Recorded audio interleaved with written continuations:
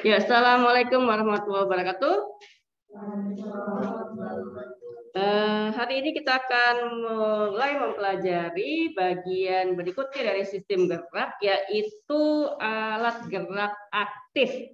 Kemarin kita belajar alat gerak pasif, yaitu tulang. Sekarang kita belajar otot sebagai alat gerak aktif. Karena yang membuat kita melakukan gerakan itu adalah otot. Karena otot mampu melakukan kontraksi, relaksasi, dan relaksasi. Kontraksi itu kalau ukurannya lebih titik-titik dari semula, lebih pendek dari semula. Kalau relaksasi itu kembali ke ukuran semula, gitu ya. Nah, jadi fungsi otot adalah menghasilkan gerak pada rangka. Rangka itu kan tulang, dia nggak bisa bergerak. Nah, otot-otot yang nempel di rangka itu yang kemudian membuat seolah-olah rangkanya bergerak. Padahal sebenarnya karena ototnya kontraksi dan dia nempel di rangka, maka kemudian gerakan otot itu membuat rangkanya bergerak, gitu ya. Nah, kemudian fungsi berikutnya adalah mempertahankan postur dan posisi tubuh. Postur dan posisi tubuh. Postur dan posisi tubuh. Nih ya, kamu duduk, saya berdiri, gitu ya. Kemudian kalau saya berdiri nggak ngapa-ngapain, bentuk berdiri saya kayak misalnya upacara gitu ya, siap gerak gitu, karena kita mesti diam begini. Nah, kita nggak ngapa-ngapain. Kemudian merasa bahwa otot-ototku tidak berkontraksi, padahal enggak. Untuk membuat saya berdiri begini, diem aja, itu banyak banget otot yang berkontraksi. Untuk membuat kamu duduk begitu ya, walaupun kamu diem aja dalam dudukmu itu, banyak banget otot yang harus berkontraksi, ya. Bahkan kalau misalnya kamu sakit ya, kamu pernah sakit kan pasti ya, kemudian sakit di salah satu bagian tubuh, itu kalau menggerakkan tubuh yang lain, itu terasa bahwa bagian tubuh yang tadi sakit itu juga ikut sakit. Jadi nggak bisa digerakkan gitu ya, karena satu sama lain itu berhubungan. Untuk misalnya ini yang ekstrim ya, untuk mengangkat meja ini, sebelumnya saya tarik nafas dulu, karena mata saya itu memperkirakan dari mata sebagai alat indera, kemudian otak gambar meja ini ke otak saya, kemudian otak saya menganalisis bentuk kayak gini terbuat dari kayu, ada besinya, kira-kira beratnya misalnya 5 kg. Maka saya menyediakan energi sejumlah 5 kg itu, gitu kan ya. Maka menurut saya 5 kg berat. Maka saya mesti ekstra nih menyediakan energinya. Tarik nafas dulu, gitu kan ya. Pegang mejanya, terus kan gitu kan ya. Yang ngangkatnya tangan saya, tapi otot perut saya itu harus kontraksi penuh, gitu kan? Coba kalau otot perutnya nggak kontraksi, itu kayak energinya kurang gitu ya, energinya kurang. Nah, jadi untuk membuat postur seperti ini tadi, itu butuh banyak otot yang bekerja. Bahkan tadi kalau saya cuma diem aja pun, itu butuh banyak sekali otot yang bekerja. Ketika tiba-tiba kamu dalam dudukmu itu tidur, maka kemudian ada banyak otot yang relaksasi, ya kan ya. Ketika ada yang tidur, baru pada melek sih ya. Cuma kalau yang tidur biasanya saya langsung praktek begitu ya. Tidur gitu ya. Angkat tangannya, ikut aja. Taruh lagi. Kalau tidurnya nyenyak ya, gitu terus. Gitu ya. Jadi itu otot-otot lengan itu relaksasi. Tapi ketika kemudian dia tiba-tiba terjaga, maka kerasa banget ada friksinya. Ada nahan nih gitu. Waktu mau diangkat. Kalau dia bangun. Gitu ya. Berarti otot-otot lengan itu kemudian kontraksi. Gitu ya. Nah, jadi untuk mempertahankan postur atau posisi tubuh tertentu, suruh bersikap seperti apa, misalnya upacara siap, gerak, istirahat dan sebagainya, duduk manis gitu ya, duduk tegak gitu ya. Itu butuh kontraksi otot yang banyak gitu ya, yang di berbagai tempat, bukan hanya di tempat-tempat yang terfokus di situ aja gitu ya. Nah, kemudian mengatur pintu masuk keluar saluran dan dalam sistem tubuh, misalnya menelan, buang air besar. Jadi ada otot-otot yang letaknya di alat organ dalam, Nah, itu pintu-pintu, pintu masuk dan pintu keluar. Namanya otot sphincter. Otot sphincter itu otot yang berbentuk cincin. Adanya di saluran. Misalnya kan usus itu kan silinder gitu ya. Maka ada di permukaannya pintunya otot berbentuk cincin. Yang paling gampang yang kita rasain ya, itu yang ada di anus. Dari anus di ujungnya ya. Kalau kita kebelet mau BAB tapi kita belum dapat tempatnya ya, maka kita akan berusaha menahan supaya fesesnya nggak keluar gitu kan ya. Maka kemudian ada otot sphincter di anus itu yang kemudian kita kontraksi kuat-kuat sehingga lubang anus itu tertutup rapat ya. Tapi di situ tuh ada otot lurik sama otot polosnya. Otot polos itu kan kerjanya sadar apa enggak? Enggak. Jadi feses itu walaupun bisa ditahan beberapa saat, dia tuh maju perlahan tapi pasti.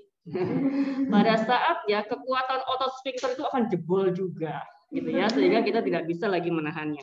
Nah, ada banyak otot sphincter di banyak tempat, terutama di saluran-saluran tadi ya, di permukaan lambung, lambung bagian atas, lambung bagian bawah, itu semuanya ada otot sphincter.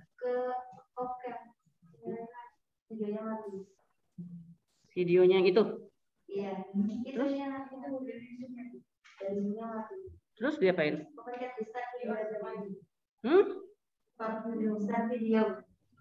Mana?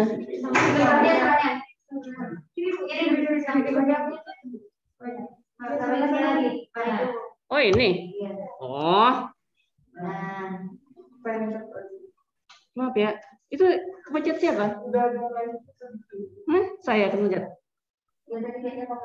Oh iya, saya begitu ya. Nah, jadi tadi otot sphincter tadi ya. Nah, jadi itu juga otot. Jadi kalau misalnya usus itu kan ototnya polos, tapi sphincternya itu banyak otot luriknya. Walaupun kalau di organ dalam dia otot polos juga ya. Jadi dia mengatur keluar masuknya larutan kalau di dalam lambungnya atau senyawa-senyawa yang akan diproses oleh lambung, buka tutup buka tutup buka tutup. Ya, kan kalau kita makan lambung kita tuh kapasitasnya 1 liter, banyak ya 1 liter itu kan ya. Tapi begitu harus masuk ke usus itu kan diameternya misalnya 1 inci gitu kan ya. Kan nggak bisa langsung bro 1 liter masuk semua ke usus, nggak bisa. Maka dia harus masuk dikit-dikit. Maka ada otot sphincter yang buka tutup gitu ya, buka keluar buburnya dari lambung, kemudian tutup lagi, nanti keluar lagi, buka tutup gitu. Itu namanya otot sphincter. Nanti kita akan ketemu banyak otot sphincter. Menyokong jaringan lunak, misalnya otot-otot perut ya.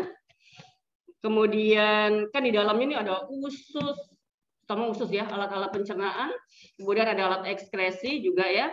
Maka ditopang oleh otot-otot perut ya, walaupun di dalamnya ada rongga juga ya, ada rongga ya, maksudnya dia tidak rapat padat tapi ada ruangannya, masih ada ruangan longgarnya. Menggerakkan organ-organ dalam tubuh seperti usus, jantung dan sistem tubuh lainnya, itu semua terbuat dari otot. Kalau orang Indonesia potong hewan ternak itu dimakan hampir semuanya, nggak cuma dagingnya aja, tulangnya juga masih diolah. Jeroannya, nah jeroan itu sebagian besar ototnya polos semua. Otot polos sama otot lurik itu beda di warna, kelihatan ya. Kalau otot-otot di paha, kemudian otot daging sapi itu warnanya merah. Tapi kalau bagian ususnya gitu ya, itu warnanya lebih pink. Nah dia tuh ototnya polos gitu ya, dan struktur dagingnya juga beda gitu ya. Nah respirasi. Respirasi itu dibantu oleh otot yang letaknya di antara tulang rusuk. Jadi kalau di tulang rusuk, nah di antaranya itu ada dagingnya. Kalau kita bilang makan sop iga, itu bukan tulang yang kita makan, tapi di daging yang letaknya di antara tulang-tulang iga. Nah itu namanya otot antar rusuk. Nah otot itu berfungsi untuk respirasi. Jadi kan kalau tulang itu kan tadi nggak bisa bergerak ya. Kalau kita nafas itu kan rongga dada terangkat, kemudian ke posisi semula, terangkat ke posisi semula. Nah, proses terangkat ke posisi semulanya begitu itu karena aktivitas otot yang ada di antara tulang rusuk. Kalau otot itu kemudian ngambek, nggak mau kerja, berarti nggak ada udara yang bisa masuk ke dalam paru-paru kita. Bahaya ya. Mempertahankan suhu tubuh. Ya, kalau kita bergerak-gerak, maka itu ada kalor yang dibentuk, ada panas yang dibentuk gitu ya. Sehingga suhu tubuh kita terjaga. Kalau kita berada di tempat dingin, seringkali supaya kita tetap hangat, tubuh itu otomatis menggigil. Menggigil itu bukan dibuat-buat, bukan pengen menggerak-gerakkan badan, tapi bergerak sendiri. Rasain ya, kalau misalnya berada di tempat dingin gitu ya, itu kalau memang kita merasa kedinginan, maka tubuh itu akan bergerak sendiri, menggigil dalam rangka menciptakan kalor sebenarnya gitu ya. Nah, kemudian untuk komunikasi verbal dan fasial. Nah, ini ada nih otot wajah. Kalau kita mau ngomong, maka otot-otot itu yang bekerja. Nah, kalau sekarang kan kita nggak bisa melihat otot-otot itu bekerja dari lawan bicara kita. Sehingga kemudian agak sulit. Ini perlu pembiasaan ya, walaupun udah setahun lebih kita begini gitu ya. Tapi ketika kita saya bertemu dengan orang baru gitu yang suaranya belum saya kenal, belum saya simpan di memori saya, gitu ya. Ini suara siapa? Kalau kita udah kenal lama, itu apa namanya? Tone, timbre, suara dari si A, si B itu udah masuk di memori saya. Tanpa melihat orangnya, kalau saya dengar suaranya, saya tahu itu suara siapa. Nah, sekarang belum di situ, gitu ya. Mukanya belum hafal, apalagi suaranya juga belum hafal. Jarang-jarang ngomong juga, ada tirainya juga, sehingga sebenarnya mungkin suara aslinya nggak kayak gitu, nggak kayak gini. Ini aslinya lebih merdu dari ini loh, gitu ya. Nah, karena ada tim ini nih ya, tirainya aja jadi begini, misalnya begitu ya. Nah, jadi biasanya untuk orang-orang yang apa namanya, tuli misalnya gitu ya. Nah, dia itu bisa berkomunikasi dengan kita dengan membaca bahasa bibir kita. Jadi kita kalau ngomong sama dia, kalau A mulutnya dibuka, B bibirnya dikatupkan, nanti dia bisa ngerti kita lagi ngomong apa. Nah, sekarang itu tidak bisa kita lakukan, gitu kan ya. Makanya kalau misalnya ada pertanyaan, tiba-tiba kamu ada yang tanya, saya juga bingung ini pertanyaan datang dari mana, gitu ya, karena saya nggak bisa lihat mimiknya tadi, verbalnya kayak apa. Begitu juga mimiknya, saya nggak tahu kamu sedang bahagia kah, kamu sedang bersedih kah, kamu sedang mencibir saya kah sekarang, nggak lihat, saya nggak tahu, gitu kan ya. Kamu sedang Ibu Rena lucu banget deh gitu ya, nggak tahu juga saya gitu kan ya. Jadi itu kan gimana gitu ya. Nah, otot-otot mulut itu yang bekerja gitu ya. Bahkan ini pentingnya otot mulut ini ya. Ketika orang kemudian mengalami serangan stroke yang pertama, misalnya ada orang tua kemudian jatuh, kita nggak tahu stroke apa enggak. Karena maksudnya dugaannya kalau orang tua tiba-tiba begitu, ini kayaknya ada serangan stroke ya. Maka yang pertama harus dilakukan adalah suruh dia senyum. Senyum, kalau senyumnya simetris, tarik kiri kanannya simetris, berarti dia normal.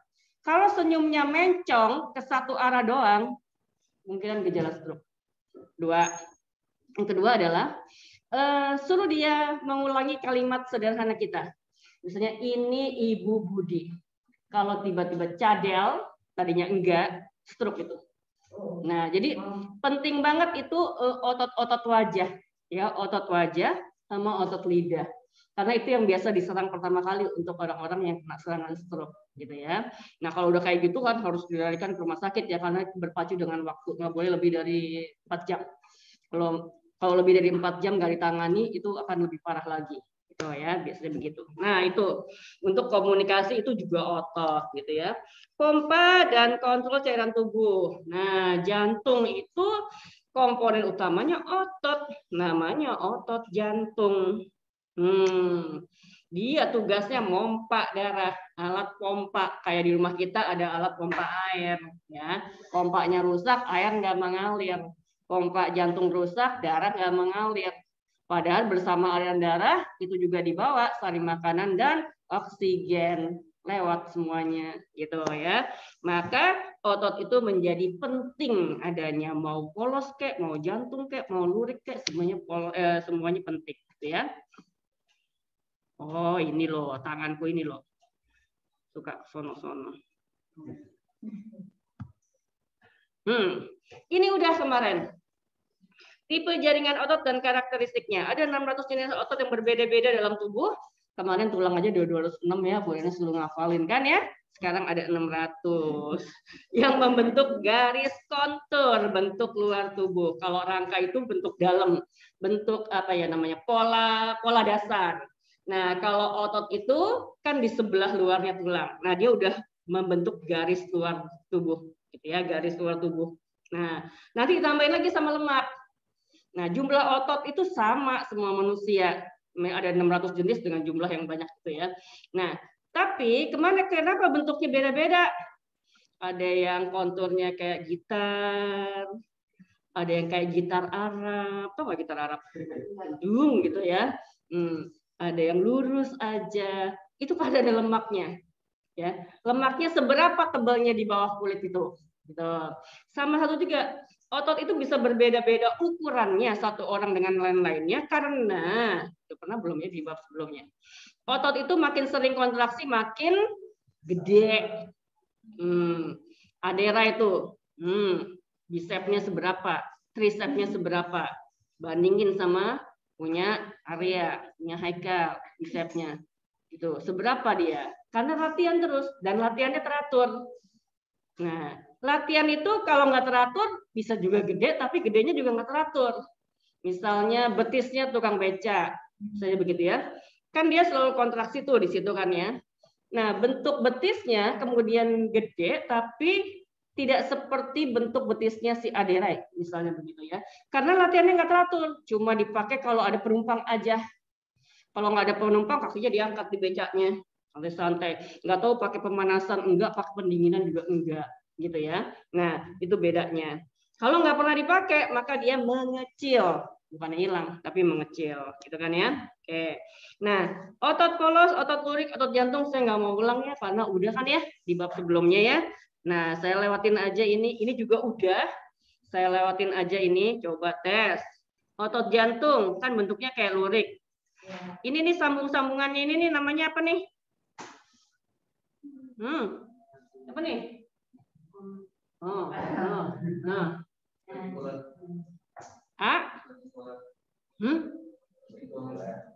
Apaan sih? Ini. Nih. Kan dia kan sebenarnya gabungan antara bentuknya yang ini silindris sama yang gelendong ini kan. Tapi dia itu kayak silindris tapi bercabang-cabang kan gitu namanya. Cabang-cabang yang namanya S.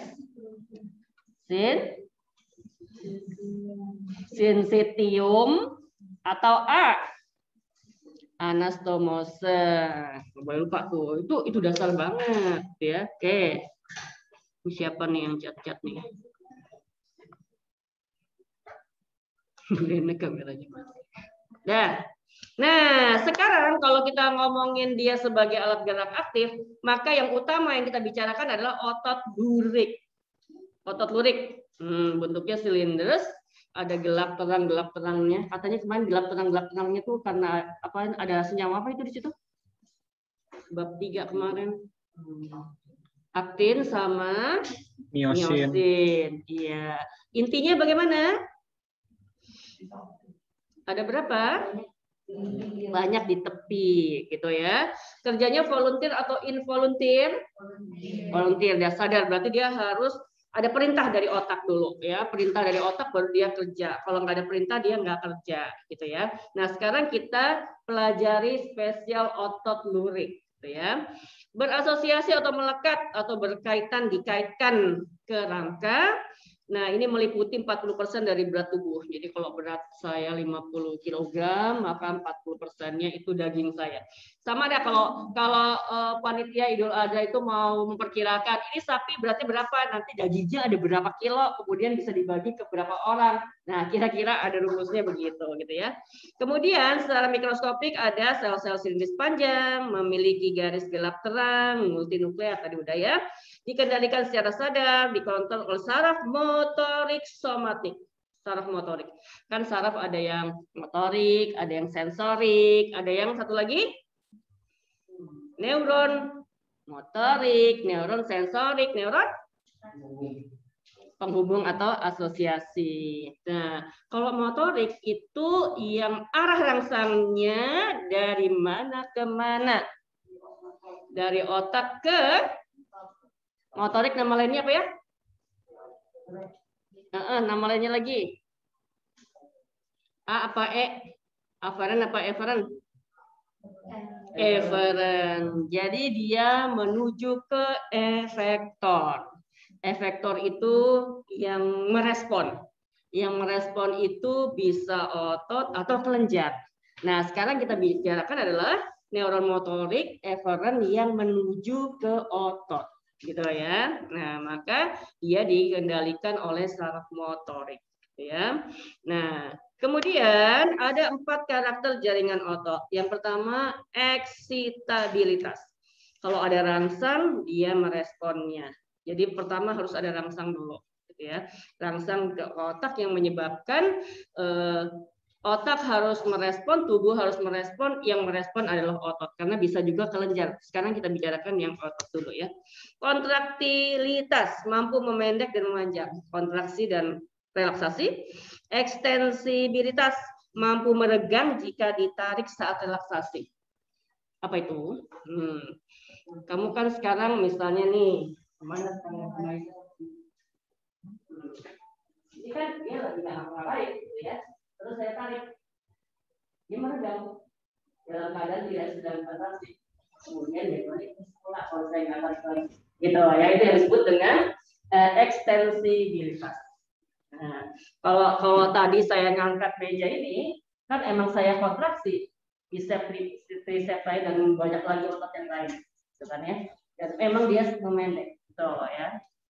Kemudian yang elastisitas, cenderung kembali pada bentuk dan panjang semula setelah kontraksi atau setelah ekspansi, setelah 2 dan 3, gitu ya. Oke.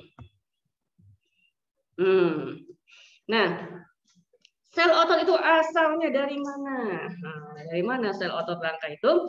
Yang pertama ada stem selnya, ada sel induknya, sel prekursornya, namanya sel satelit. Jadi sel prekursornya adalah sel satelit ini. Kemudian tadinya dorman, ya. Nah, kemudian dia mengalami aktivasi, diaktivasi. Nah, ini kemudian diaktivasi. Nah, kemudian dia mengalami proliferasi, memperbanyak diri, ya, berproliferasi dan berdiferensiasi menjadi mioblas. Jadi ini urutannya dari sel satelit, kemudian berdiferensiasi menjadi mioblas. Mioblasnya mengalami fusi berkali-kali. Kalau fusi apa? Penggabungan, ya, bergabung. Nah, kemudian membentuk miotub. Jadi kalau ngomongin otot depannya mio gitu ya, membentuk miotub. Miotub akan mengalami pematangan, maturasi. Pematangan atau maturasi, kemudian dia akan berubah menjadi myofiber. Ada yang bilang, kalau orang Indonesia bilangnya mio aja ya, padahal bahasa Inggrisnya myofiber gitu ya. Nah, atau akan menjadi bekas otot. Nah, jadi ini berkas otot, kita lihat lagi sebentar deh, gitu ya. Nah, kalau kita ngomongin otot rangka, maka satu aja sebagai contoh ini, entah bicep, entah tricep, satu aja gitu ya, satu ini. Nah, ini satu otot besar, satu gumpalan otot besar.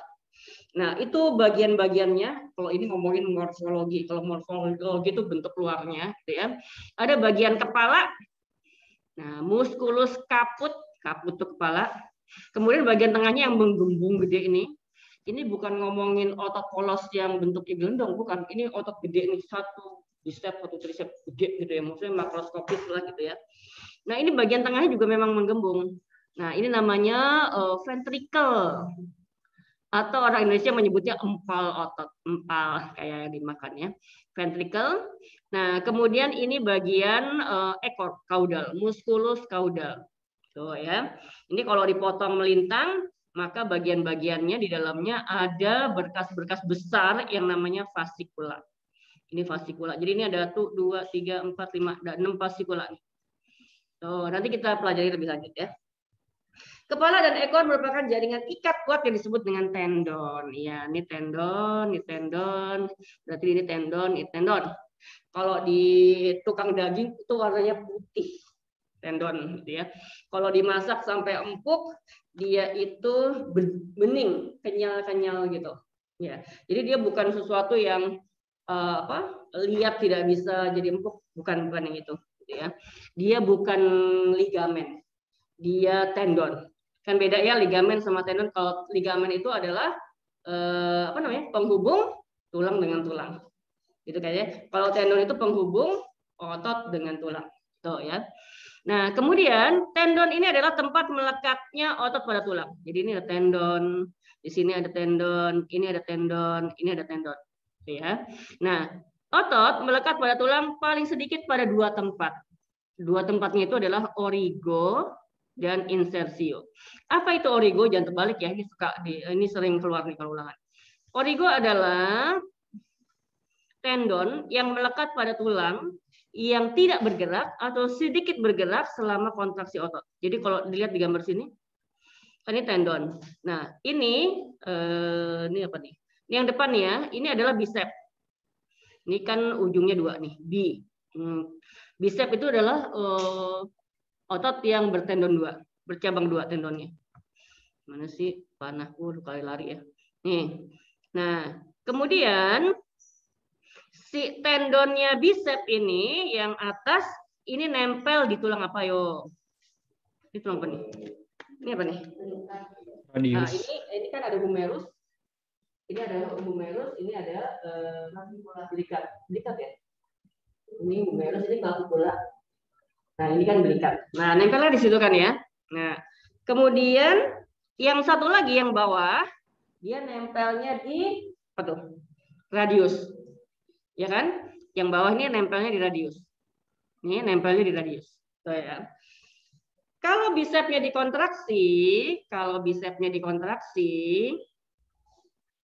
nih, bicepnya dikontraksi.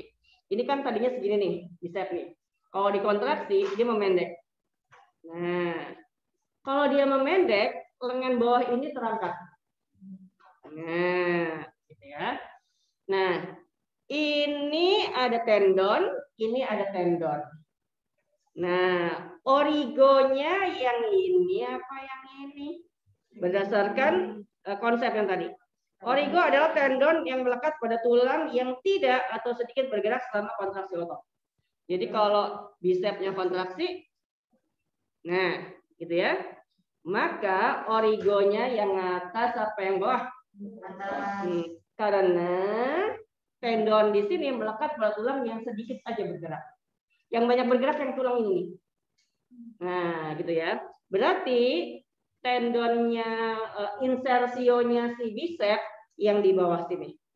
Karena ketika bicepnya digerakkan, dikontraksi, maka dia nempel di tulang yang bergerak ini. Gitu, ya. Kalau tricep juga sama. Kalau tricep gini. Kalau tricep ini yang bawah. Sekarang tricep ini kontraksi. Gitu ya. Jadi kalau bicepnya relaksasi, tricepnya kontraksi. Kalau bicepnya kontraksi, tricepnya relaksasi. Ya, sama ya. Origo sama insersionya si tricep juga di situ. Origo atau origin sama. Insersionya di sini. Gitu ya. Jangan terbalik-balik antara origo dan insersio. Supaya nggak terbalik, maka bayangkan yang tadi gerakan tangan kita itu. Jadi kita mesti ada prakteknya, origo ini insersio gitu ya. Tuh. Nah, itu anatomi. Nah, sekarang kita mau belajar itu tadi morfologi, kita mau belajar anatomi. Nah, ini agak rumit nih ya. Tolong perhatikan karena supaya tidak terbalik-balik dan konsepnya pas. Setiap otot dibungkus oleh epimysium yang di dalamnya terdapat kumpulan fasikula. Ini kalimat ini ya. Di sebelah luar epimesium ada fasia. Ini adalah lapisan jaringan ikat longgar berkolagen yang membungkus otot yang bersebelahan, memungkinkan gerakan bebas dari otot-otot dan menyediakan suplai darah. Dari kalimat nomor 1. Berarti yang paling luar banget itu apa? Baca lagi yang benar. Yang paling luar banget adalah fasia. Karena kalimat kedua, di sebelah luar epimesium ada fasia. Jadi sekarang bagian paling luar banget adalah fasia. Di sebelah dalamnya fasia adalah epimesium. Fasikula itu di dalamnya epimesium. Oke. Ya. Jadi ini otot. Nih, tadi ya diambil dari saya bicep, satu bicep gitu ya, bicep gitu. Nah, bungkus luarnya ini adalah fasia. Luar banget fasia. Di bawahnya fasia itu adalah epimesium. Sini aja. Nah, jadi ini adalah fasia paling luar. Kemudian di bawah fasia adalah epimesium. Ini epimesium. Jadi ini sebelah luar ini adalah epimesium. Di dalam epimesium ada fasikula-fasikula. Mana fasikula? Fasikula itu yang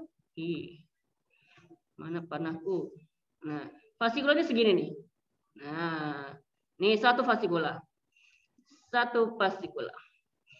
Satu fasikula. Satu fasikula. Ya. Jadi ini satu fasikula, satu fasikula, satu fasikula. Jadi ini ada banyak fasikula. Tuh ya. Balik lagi. Nomor 1 paham ya. Jangan terbalik-balik. Pasti itu keluar deh kalau kayak gituan anatomi kayak gitu ya, gambar-gambar begitu. Setiap fasikula dibungkus oleh jaringan ikat perimisium yang dilengkapi dengan pembuluh darah, saraf, reseptor untuk kontraksi dan relaksasi. Oke. Jadi setiap satu fasikula dibungkus oleh perimisium. Jadi sebelah luar ini adalah perimisium. Ini perimisium. Mana gambar pembuluh darah dan sarafnya? Ini potongan melintangnya. Arteri, vena, ya pembuluh darah dan sarafnya. Nah, tuh adanya di perimisium, ya. Jadi ulang. Bagian paling luar banget adalah pembungkus luar banget yang membatasi satu otot dengan otot yang lainnya. Itu adalah fasia. Di bawah fasia itu adalah perimisium. Jadi perimisium ini yang membungkus kumpulan apa? Fasikula. Membungkus kumpulan fasikula. Kemudian setiap fasikula itu dibungkus oleh perimisium. Perimisium ada pembuluh darah, ada sarafnya. Ya, udah ya. Nomor 2 udah. Nomor 2 udah ya. Nomor 3.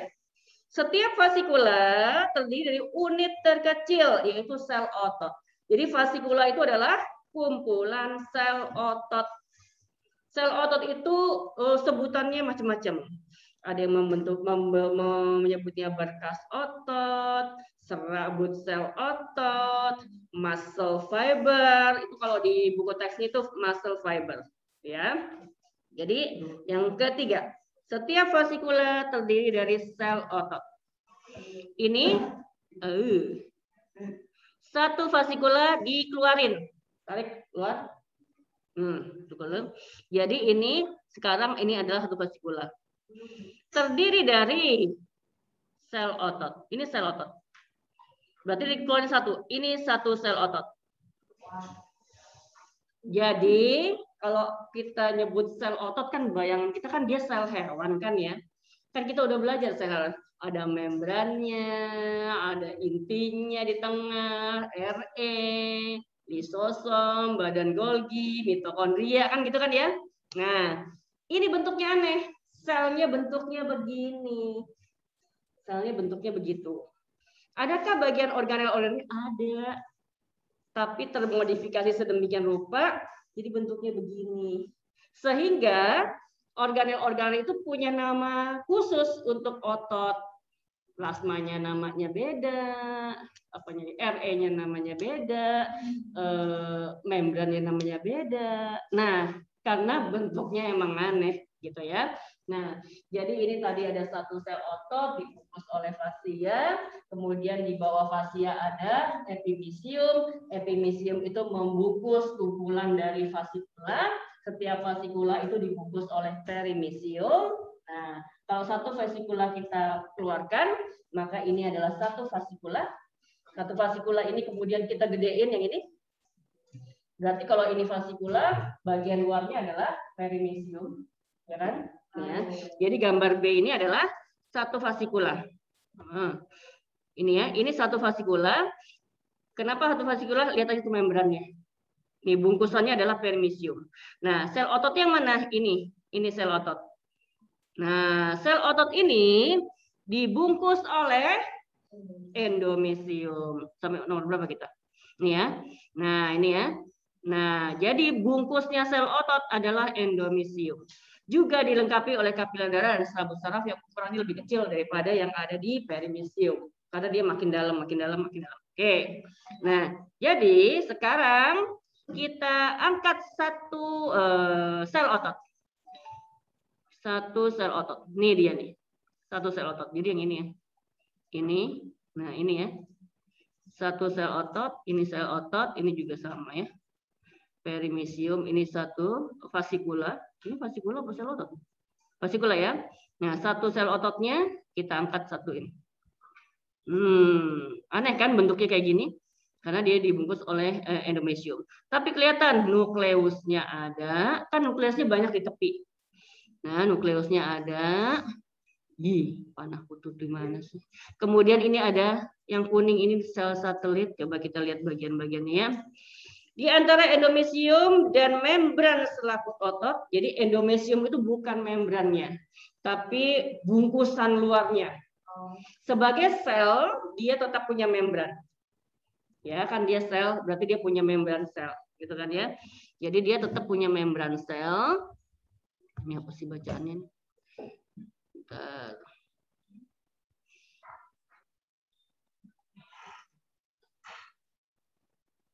Panahku kok hilang gini ya?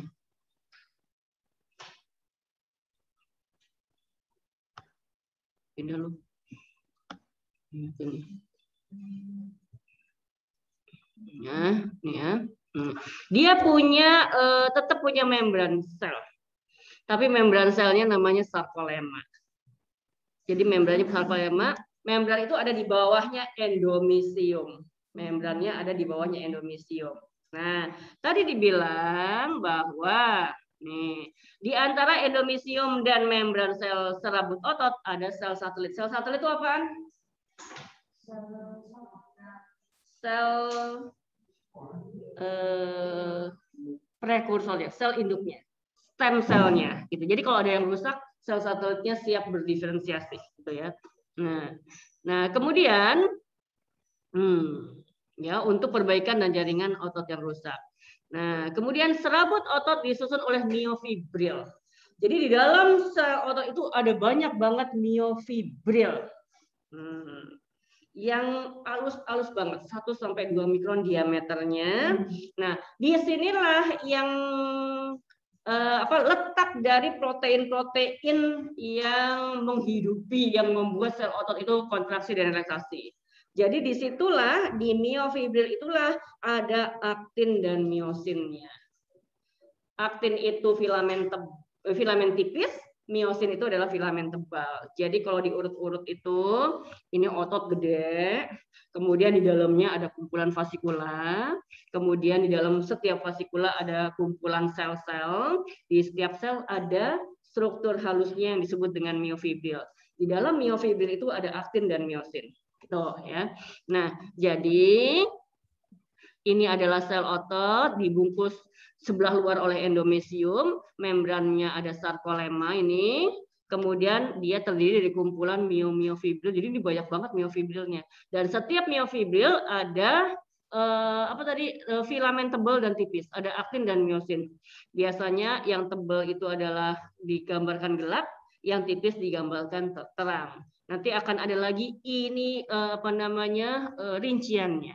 Nah, kemudian gambar sel otot ini juga ada banyak versinya supaya lebih jelas lagi bagian-bagiannya. Biasanya begitu tujuannya.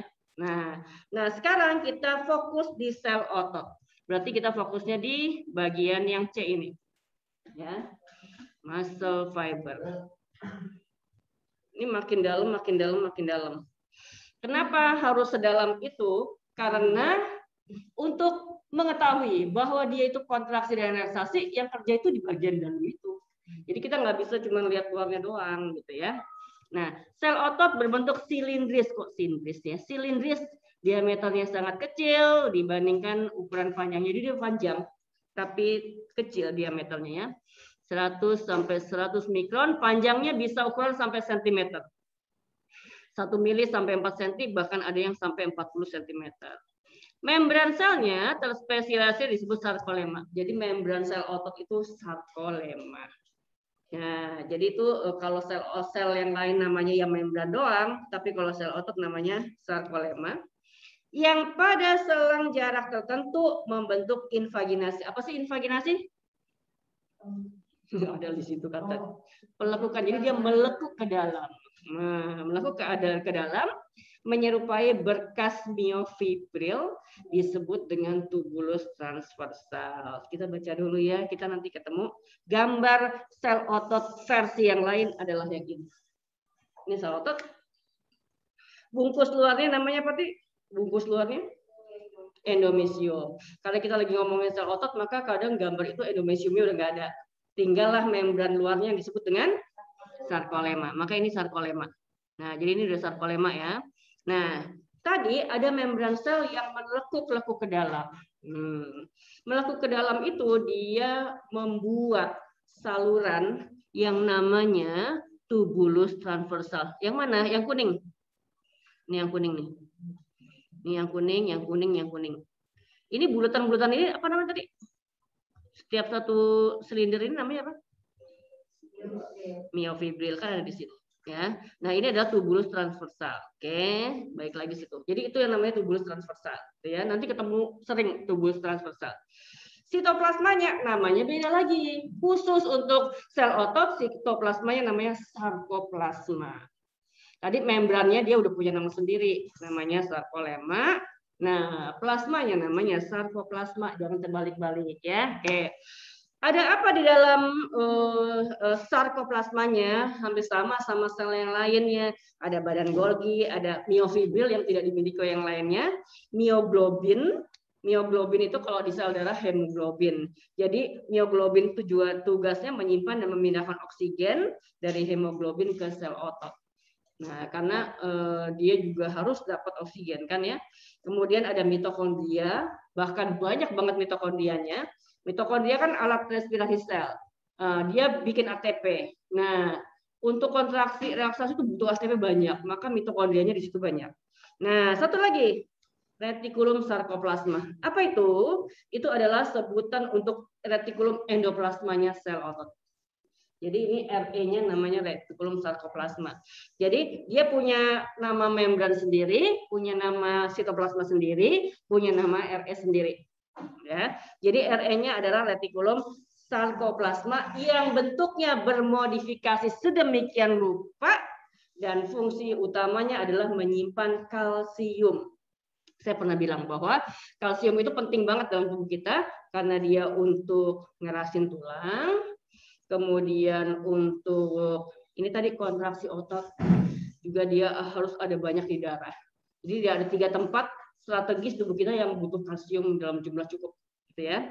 Nah, jadi kalau kita kekurangan kalsium kita nggak bisa kontraksi, gitu ya. Kemudian ada sisterna terminal. Nah, ini adalah kalau kita lihat gambar di sini ya, sisterna terminal. Ini langsung di gambarnya aja di sini ya. Nah, jadi ini ngomongin RS spesial, retikulum sarkoplasma spesial ya. Nah, tadi dibilang bahwa RS itu menyimpan kalsium yang dibutuhkan untuk kontraksi otot. Nah, jadi yang hijau-hijau ini nih kayak jala-jala ini adalah retikulum sarkoplasma. Mana sih? Ini ya. Nah, dia itu membungkus setiap miofibril seperti, oh di sini seperti apa disebutnya ya? Ini seperti lengan baju. Nih kayak gini. Jadi ini gambaran miofibrilnya nih lengan saya. Nah, si RA itu bungkus seperti ini. Nah, jadi dia bungkus setiap miofibril begitu. Bungkus setiap miofibril. Sama dengan tubulus transversal yang kuning ini. Ini juga gitu. Si pelekukan ke dalamnya membran itu juga sampai dia membungkus setiap miofibril. Kenapa? Karena si yang bergerak itu aktin dan miosin. Aktin miosin itu adanya di miofibril. Nah, dia harus dapat rangsang sampai, jadi kalau ada rangsang datang harus nyampe ke situ. Untuk nyampe ke miofibril kan ada jalanannya. Dari luar ke dalam tuh lewat mana gitu ya. Nah, ini adalah apa namanya? Media-media untuk apa namanya? Lewatnya si rangsang, bahan-bahan kimia. Nah, lewat ini nih, ya, lewat RS sama lewat tubulus transversal. Nah, RS mengelilingi miofibril membentuk anyaman seperti lengan baju tadi ya. Pada tempat tertentu menyatu bergabung membentuk sisterna terminal. Jadi nih, nah ini yang kayak saluran ini sisterna terminal. Nah, jadi anyaman-anyaman itu bergabung membentuk sisterna terminal atau terminal sisterna yang berdekatan dengan tubulus transversal. Tadi yang kuning adalah tubulus transversal. Apa itu tubulus transversal? Invaginasi dari sarkolema. Ya, invaginasi dari sarkolema. Ini kan ada bacaannya ya. Nah, kemudian bertiga ini tubulus transversal diapit oleh dua sisterna terminal namanya triad. Nah, jadi ini triad.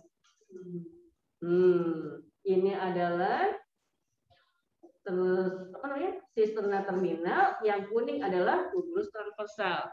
Itu bertiga ini namanya triad. Gitu. Sampai situ ada pertanyaan?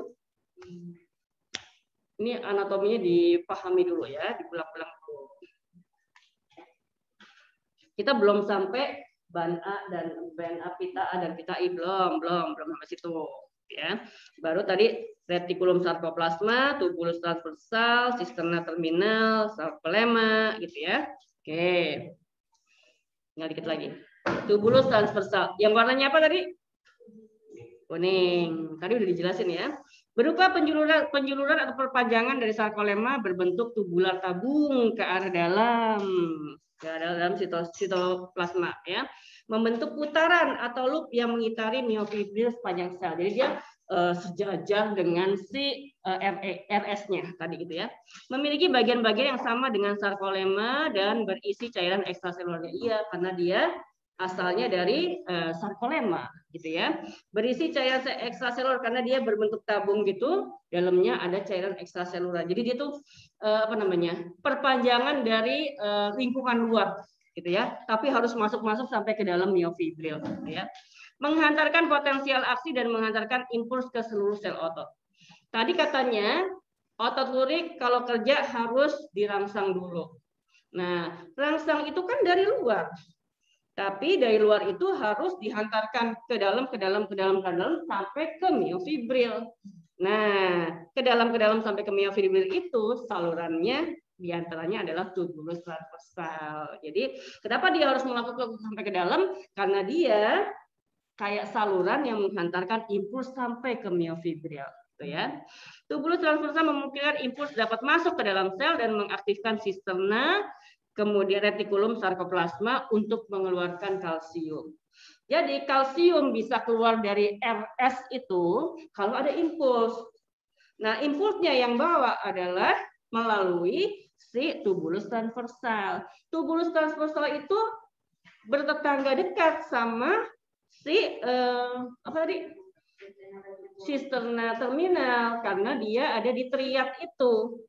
Nah, karena kenapa dia harus ada didampingi oleh dua sisterna terminal? Karena tadi supaya dekat, impulsnya gampang tuh nyebrangnya ke sebelahnya, gitu ya.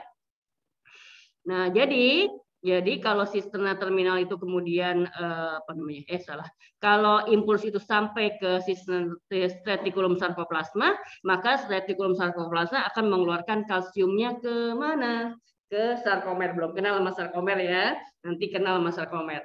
Kemudian terjadilah kontraksi otot gitu ya. Tapi untuk menuju ke sana agak ruwet juga. Nah, ini adalah sel otot yang tadi dengan versi yang lain. Jadi yang kuning-kuning ini adalah apa namanya? Yang kuning-kuning? Tubulus transversal. Ini anyaman ini apa sebenarnya? Retikulum sarkoplasma. Ini yang di kiri kanannya tubulus transversal apa? Sisterna terminal. Tiga-tiganya namanya?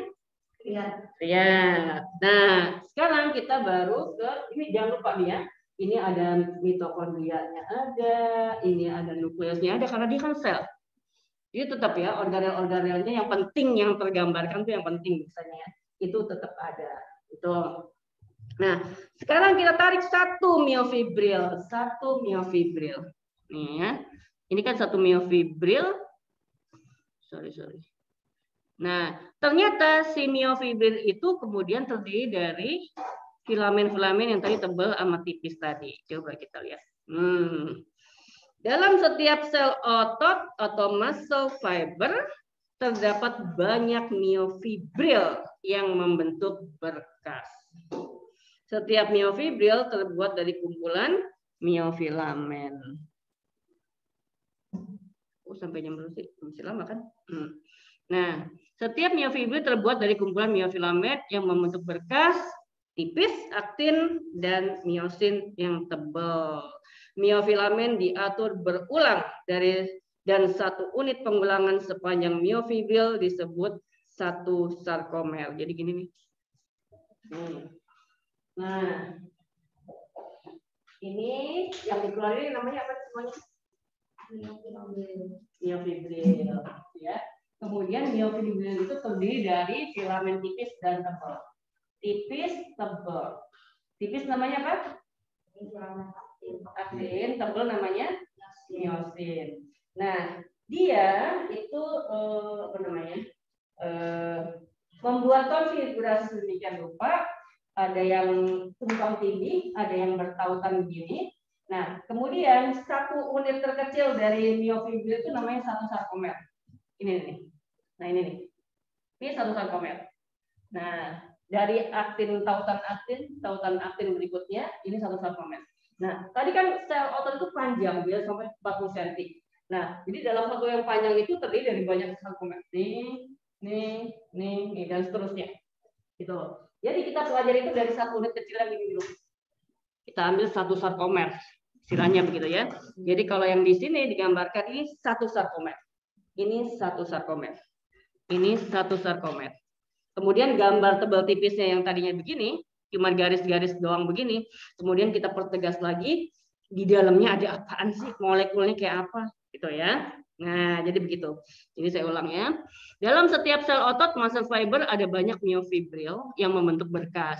Ya, miofibril terbuat dari kumpulan miofilamen yang membentuk berkas tipis dan tebal, aktin dan miosin. Miofilamen diatur berulang dan satu unit pengulangan sepanjang miofibril disebut satu sarkomer. Jadi kalau makin panjang, sarkomernya makin banyak. Ya, makin panjang sel ototnya, sarkomernya makin banyak. Dalam setiap sarkomer ada pengaturan yang tepat dari filamen-filamen tersebut. Nah, sarkomer dari miofibril bertetangga menciptakan pola pita gelap dan terang jika diamati dengan mikroskop cahaya. Nah, jadi ini gambar satu sarkomer yang bawah ini. Nah, ini satu sarkomer. Yang merah menggambarkan aktin, yang biru menggambarkan miosin. Ya. Nah, kemudian yang merah ini di sebelah kiri ada tautannya nih, yang zigzag begini. Nah, ini juga ini zigzag begini, itu batas sarkomer. Garis zigzag itu batas sarkomer, ya. Nah, sekarang kita mempelajari itu dulu. Filamen tipis dulu yaitu aktin yang gambarnya garis merah. Garis merah ini kemudian kita perbesar lagi jadi yang ini ternyata dia terdiri dari dua pilinan gitu ya, dua pilinan. Ini yang zigzagnya ini kemudian nanti akan kita sebut sebagai garis Z. Ini garis Z yang zigzagnya. Nah, jadi ini aktin, kemudian si tali berpilin ini kita perbesar lagi, jadilah gambar seperti ini, molekulnya kelihatan. Kenapa kita harus belajar saling molekul? Karena disitulah kerjanya si kontraksi dan relaksasi, gitu ya. Maka kita harus mempelajari si molekul-molekul yang ada di aktin ini. Jadi aktin yang tadinya gambar garis merah doang, itu dengan mikroskop elektron sedemikian rupa, kemudian dibuatlah gambar supaya kita gampang mempelajarinya seperti ini, gitu ya. Nah, bagian-bagiannya ada empat macam protein. Ada yang namanya F-aktin. Coba lihat gambarnya, F-aktin. F-aktin, sambil dilihat gambarnya. Nanti kalau nggak lihat gambarnya kamu bingung. Ya, F-aktin ada di situ.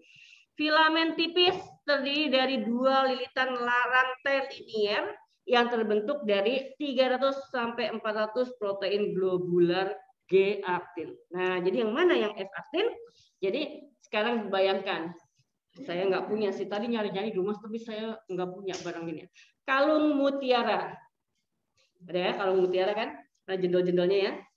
Itu ada 2 untai kalung mutiara sejajar, kemudian dipelintir, dipilin. Jadinya begini. Nah, jadi F-aktin itu adalah si kalung mutiara yang ada 2 tadi, yang terpilin tadi. Maka bahasanya F-aktin adalah filamen tipis terdiri 2 lilitan rantai linier yang terdiri dari 300 sampai 400 molekul protein globular G-aktin. Jadi kalau di kalung mutiara tadi, G-aktin adalah butiran mutiaranya. Jadi yang jendol-jendol ini, adalah G-aktin. Nah, jadi G-aktin itu jendol-jendolnya. Apa sih kok jendol-jendol saya ngomongnya? Bulatan-bulatannya. Kalau tadi diibaratkan sebagai kalung mutiara, itu adalah butiran mutiaranya. Ya. Jadi ini ada 2 untai kalung mutiara, kemudian terpelintir. Nah, itu adalah F-aktin. Kemudian F-aktin ini terdiri dari molekul-molekul G-aktin, yang kalau di kalung mutiara itu adalah butiran mutiaranya. Nah, itu namanya G-aktin. Jadi sekarang F sama G udah tahu ya letaknya di mana. Nah, pada setiap molekul G-aktin ada sisi aktif, tempat pengikatan filamen tebal atau miosin. Mana sisi aktifnya? Ini yang warnanya terang. Kan si mutiaranya tadi gambarnya merah ya. Ini ada yang kuning-kuningnya. Yang terang. Ini panahku di mana? Ini yang terang-terang ini. Nah, ini terang-terang. Di gambar ini dia tertutup. Bagian yang terang tadi, sisi aktifnya itu tertutup oleh tali berpilin lagi. Tali berpilin tadi, yang itu tadi yang nutupin kuning-kuning tadi namanya? Bukan.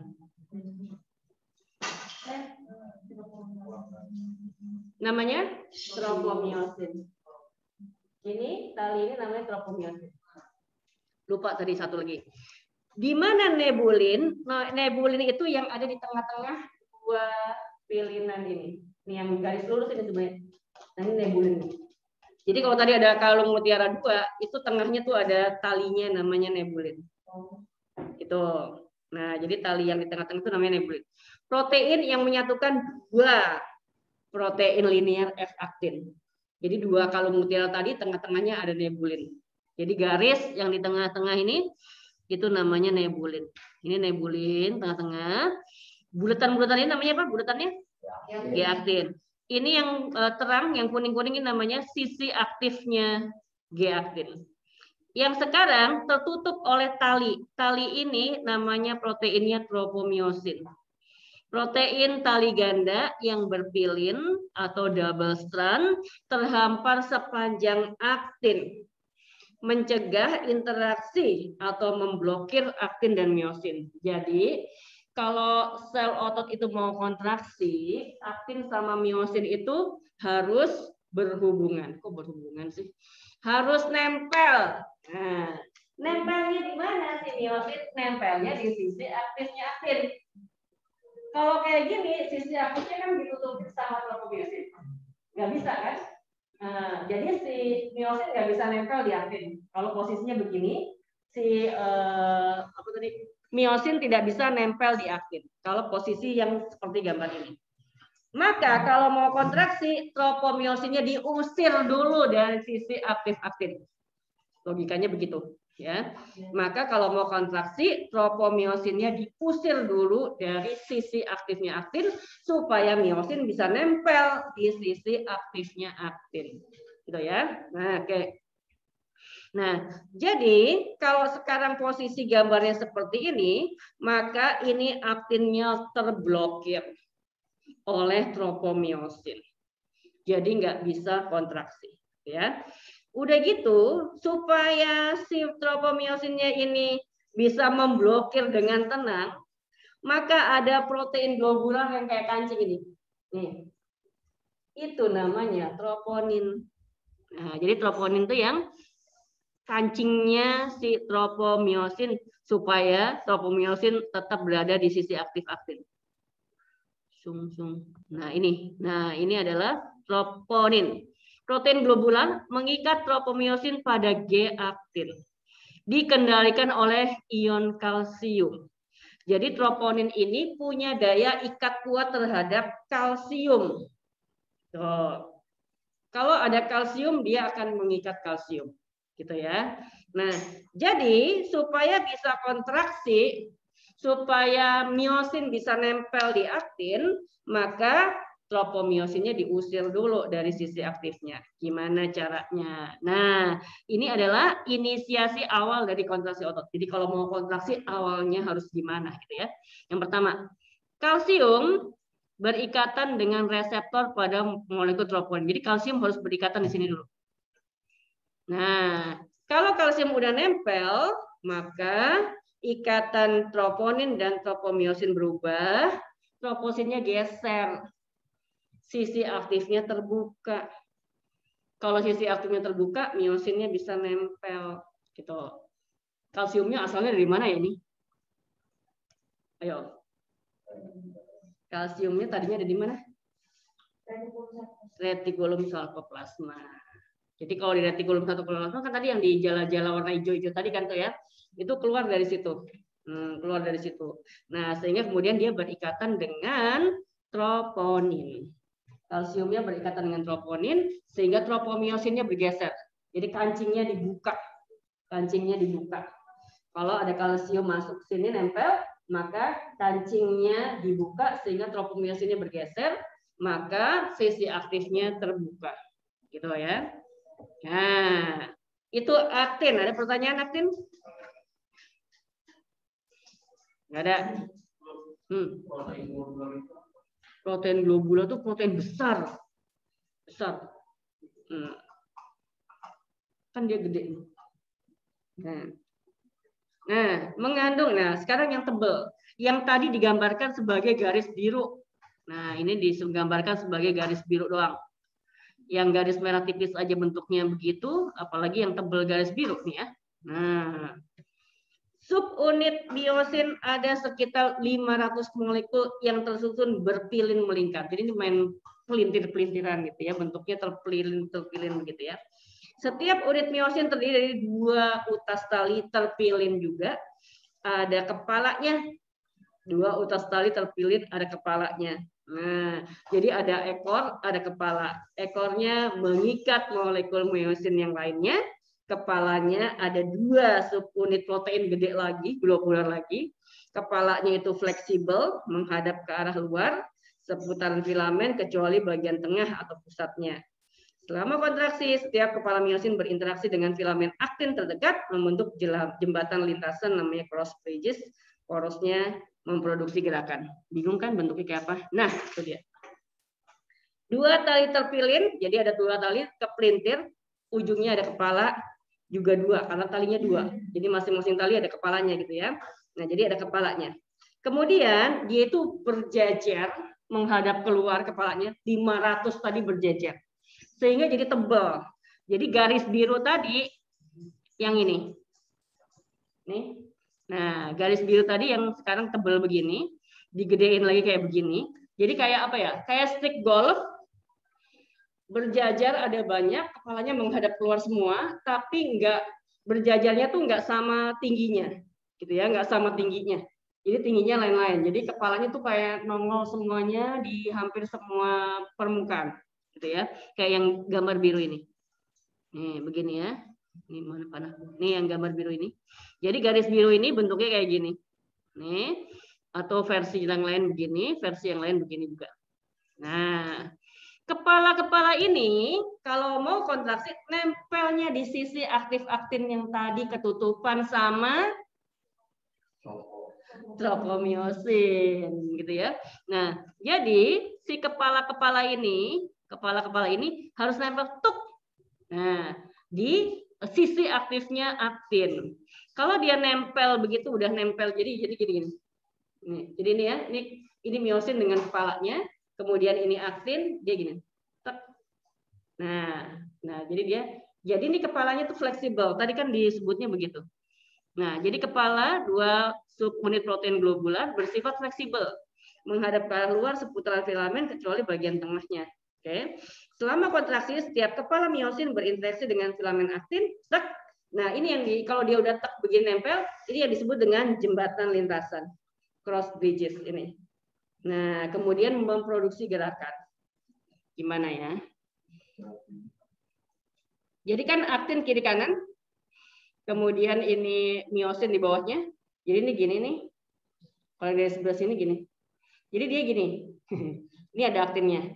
Kalau dia kontraksi, maka kepalanya tuh keangkat naik, nempel di sisi aktif aktin, kemudian dia mensliding. Bahasa textbooknya gitu. Mensliding filamen aktin ting, ke tengah. Jadi kalau yang disebut kontraksi itu kan ukuran ototnya memendek. Nah, jadi yang memendek itu setiap unit sarkomer itu memendek. Ketika setiap unit sarkomer memendek, maka jarak sarkomer itu mendekat. Jarak garis Z ini garis Z tadi ya, mendekat. Jadi dia kan tetap yang kan ini juga tetap gitu ya. Kemudian dia bareng-bareng gitu ya, sliding ke tengah. Jadi yang merah ini si aktinnya ke tengah. Sehingga kemudian jarak sarkomer ini memendek. Dan itu terjadi di sepanjang sel otot yang sarkomernya banyak. Sehingga secara keseluruhan benar-benar memendek ukurannya sel otot itu. Itu. Nah, jadi ada satu lagi yang belum nih ya. Kita selesaikan dulu anatominya. Titin. Nah, siapa yang dipanggil titin? Ini adalah penghubung antara filamen miosin yang akan, jadi ini kayak per ya, menggulung kembali setelah peregangan atau stretching, memiliki sifat elastis yang mengembalikan sarkomer ke posisi istirahat atau semula setelah diregangkan. Titin tuh yang ini. Nah, ini titin nih. Ini yang kayak per ini. Nah, ini nih. Nah, ini titin gitu ya. Nah, jadi si titin ini bisa merenggang, bisa kembali ke ukuran semula. Jadi belum kelar ya. Tapi emang belum kan? Sedikit lagi. Sebuah sarkomer adalah unit fungsional dasar dari otot lurik. Ya, setiap sarkomer dibatasi oleh 2 buah garis Z. Jadi ketika aktinnya bertaut ini, nah ini namanya garis Z. Jadi satu sarkomer itu adalah dari satu Z ke Z berikutnya. Ini satu sarkomer. Ya. Berulang sepanjang serabut otot pada jarak 1.500 sampai 2.300 nano, tergantung bagian yang berkontraksi. Di tengah-tengah sarkomer, nah ini ada, ini tengah sarkomer, nih tengah sarkomernya, terdapat bagian saling tumpang tindih. Ini kan aktin sama miosin tumpang tindih. Nah, sehingga kalau dilihat di mikroskop itu warnanya gelap. Maka itu para ahli menyebutnya pita A.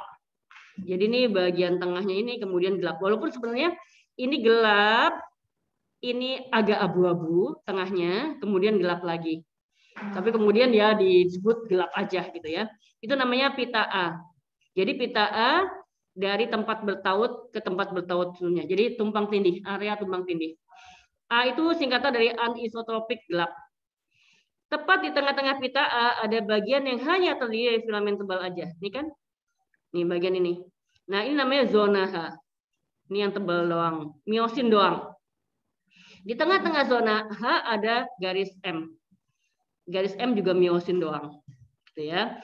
Jadi ini ada zona H ini segini. Kemudian tengahnya ada garis M. Makin sempit zona H, makin kuat kontraksinya. Karena tadi kalau kontraksi itu kan si aktin masuk ke dalam sini kan. Nah, jadi kalau makin pendek, maka zona H-nya makin sempit. Gitu ya. Nah, itu kontraksinya makin kuat. Bahkan mungkin bisa agak nempel gitu aktinnya, gitu ya. Nah, pada ujung sarkomer terdapat bagian yang hanya terdiri dari filamen tipis aja. Nah, ini adalah garis Z.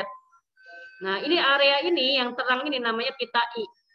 Isotropik terang. Perbedaan ukuran dan kepadatan miofilamen tebal, miosin, dan filamen tipis aktin membentuk pola pita garis gelap terang. Jadi terang, gelap, terus berulang-ulang terus gitu. Ya, nah sedikit lagi ya, tanggung nih.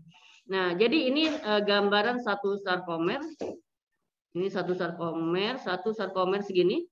Kemudian ini adalah pita I, kemudian ini pita A, pita I lagi, garis Z, zona H, garis M. Nah, ini kalau mau disederhanakan, ini gambarnya dua dimensi, ini dua dimensi banget gitu ya. Maka seperti ini adalah miosin, kemudian ini adalah aktin. Nah, ini adalah garis Z, ini adalah pita A sampai sini. Kemudian ini adalah zona H, ini garis M. Kalau mau dipotong melintang bagian pita I doang, ini dipotong melintang segini, maka dia isinya kan aktin doang. Nah, aktin itu formasinya seperti ini. Kalau misalnya zona H dipotong melintang, maka dia isinya miosin doang. Gini, dia lebih gede. Nah, kalau dipotong garis M, potongan melintang garis M, itu juga isinya miosin doang, yang kemudian dia dikaitkan satu sama lain dengan protein aksesori. Nah, jadi ini ada garis-garisnya itu protein aksesori. Nah, kalau pita A dipotong melintang, maka dia kan tumpang tindih antara aktin dan miosin. Itu potongan melintangnya seperti gambar yang di kanan ini. Nah, ini ya. Satu miosin dikelilingi oleh 6 aktin. Satu miosin dikelilingi oleh 6 aktin. Miosin 2, 3, 4, 5, 6. Dipakai bersama. 2, 3, 4, 5, 6. Gitu ya. 2, 3, 4, 5, 6. Satu miosin dikelilingi oleh 6 aktin. Satu miosin dikelilingi oleh 6 aktin. Gitu. Nah, sampai di situ tolong dipelajari lagi, gitu ya. Nah, jadi anatomi otot itu emang agak ribet. Kenapa sampai segitu? Karena di situ letak kontraksinya di situ.